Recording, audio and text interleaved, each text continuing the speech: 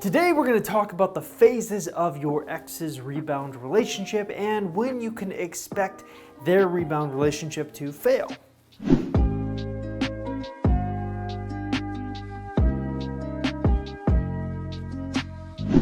Now, what's fascinating about this topic is that everyone seems to have a different idea of when a rebound relationship will fail. Some people say that 90% of rebound relationships fail within the first month, and then some people will say, well, 60% of rebound relationships will fail in 3 months' time. Well, I've found that the truth is not any of those things. But before I actually tell you when you can expect your ex's rebound relationship to fail and the phases that he or she will be going through, I first want to turn your attention to a special resource that I have on my website, www.exboyfriendrecovery.com. It's called the Ex Recovery Chances Quiz. One of the biggest questions that I get asked time and time again is, Chris, do I have a chance of getting my ex back? Well, I've actually put together a quiz on my website that can help you understand that. All you have to do if you want to take that quiz is simply look in the description link of this YouTube video and click on it. It's really that simple. All right, let's get back to it. All right, so when can we expect your ex's rebound relationship to fail? How long will it last? That's an interesting question. As I've already pointed out, many of my peers make ridiculous claims without any proof to back it up. I'm not like that. In fact, I went through hundreds of different forums, went through my own success stories, my own failures, and what other people were saying to get an idea or an aggregate of when most people's rebound relationships actually failed from their own mouths. And what I found was kind of interesting. Now, I want to preface this by saying that most times when scientists look at studies like this, they like to have a sample size of about 10,000 people to draw from. That's how they can say, okay, that is most likely a fact. I didn't have that many people. So let's put an asterisk next to my findings that I'm about to cite here, because I only had about 100 people that I actually was able to find aggregate data on how long their rebound relationships would last. So when you compile all the data that I found, it turns out that the average rebound relationship will last 5.2 months.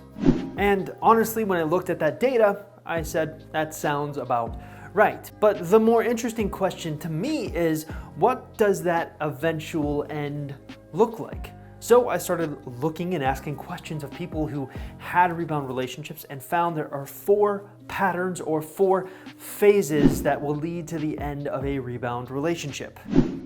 Phase number 1, the honeymoon period.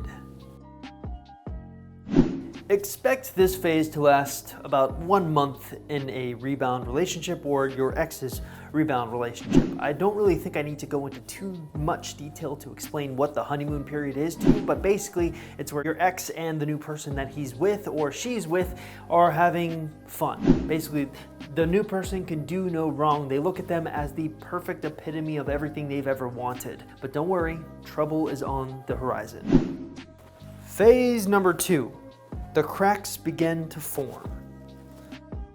So where phase 1 was pretty much clouds and candy land everywhere, phase 2 is where you start to begin to see the cracks beginning to form. Well, how do you know those cracks have began to form? Well, we know phase 1 lasted about 1 month. This phase you can expect to last anywhere from between 2 to 3 months. So when do those cracks begin to form?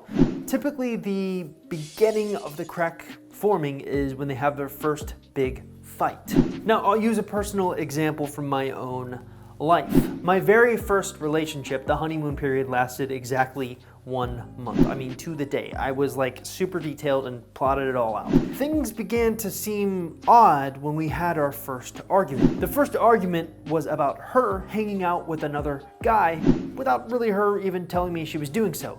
She later hung out at his house and had a sleepover with her friends at his house. As you can see, that's not exactly a thing that most guys like me would be okay with. That's kind of like, hey, are you cheating on me?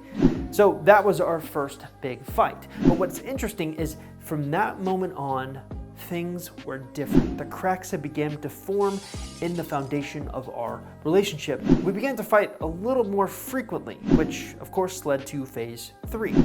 Phase 3, fight or flight. You can expect this phase to last probably around a month.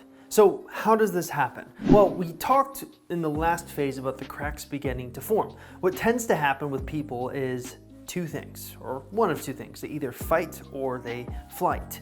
So what does that look like? Well, I chose the fight route in my own relationship.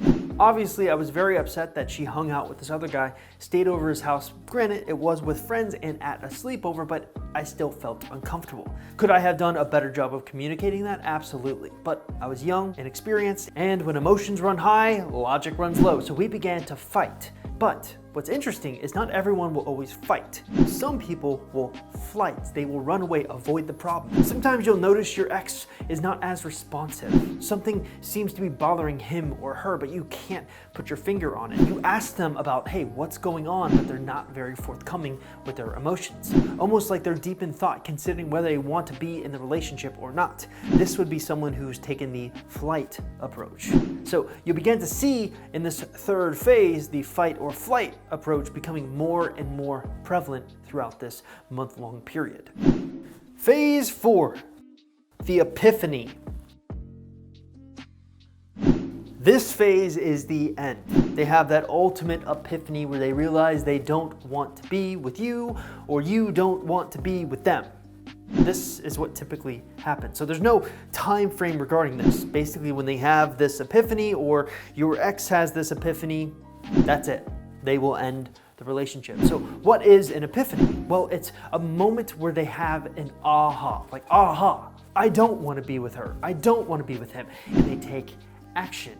They have an epiphany that changes the outlook of how they look at this relationship. It's no longer sunshine and butterflies and happiness and clouds. Nope, dark days are on the horizon, and they've decided, you know what, it costs more to stay with this person than it does to not stay with this person. Now, those are the 4 main phases you'll find that your ex will go through during a rebound relationship. Sometimes it will be the person that they're with, sometimes it will be the ex. The phases relatively stay the same in a rebound relationship because by nature, rebound relationships are the shortest relationships they can go through. Now, what do you do if your ex is in a rebound relationship? Well, my best advice is to actually hop over to my website or take my Ex Recovery Chances quiz so that we can get you started on exactly what you should be doing, assuming you want your ex back. So if you're interested in taking that quiz or checking out my website, just look in the description link below this YouTube video and click on it. It's really that simple. I'll see you guys next time.